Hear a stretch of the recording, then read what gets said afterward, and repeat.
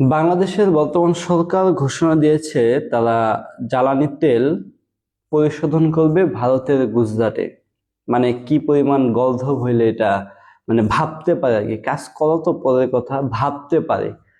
আমি এটা একটা তুলনা দিই, দেখেন সিঙ্গাপুর থেকে চট্টগ্রাম পোর্টের দূরত্ব প্রায় 1450 নটিক্যাল মাইল, বা যেটাকে আমরা 2700 কিলোমিটার বলতে পারি।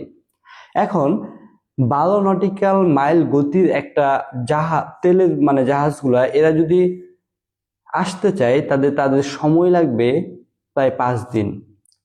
এখন গুজরাটের জামনগর থেকে চট্টগ্রাম পোর্টের দূরত্ব প্রায় 2900 নটিক্যাল মাইল বা 5400 কিলোমিটার।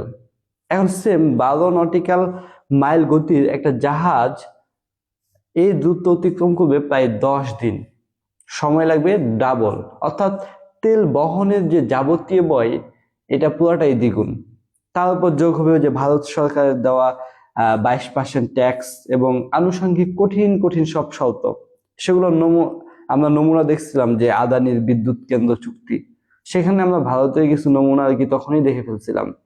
তো স্বেচ্ছায় আমরা কি করতেছি, বাঘের খাঁচায় নিজেদেরকে বন্দি করতেছি। বাংলাদেশের সরকারে যেগুলো বসে ওগুলো সব মাথা মোটায় বসে, এরা হচ্ছে ভারত নির্ভরশীলতা হয়। যাই হোক, স্বাধীনতার 55 বছরে কেন কোনো সরকারি রিফাইনারি হলো না? কাউকে কি কখনো এই জিনিসটা জিজ্ঞাসা করছেন যে শেখ হাসিনা কেন 17 বছরেও এইগুলো একটা করলো না? তো এটা হচ্ছে উত্তরটা আমরা সবাই জানি, যে যদি প্রতিবেশী থাকে তাহলে নিজের করার দরকার কি। মানে তাদের চিন্তা ভাবনা ছিল এরকম, রাশিয়ান তেল পরিশোধন করে এবং এর পরিমাণ দিন দিন বাড়ছে।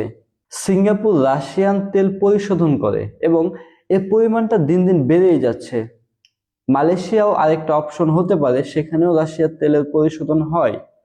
এবার আপনি বলুন, আমি এই যে এত সুন্দর কিছু অপশন আমার কাছে আছে, আমি এইগুলা ত্যাগ করে কেন উচ্চ মূল্যের বিনিময়ে রাশিয়ার তেল ভারত থেকে আমদানি করব বা ভারতে এই কাজটা করব?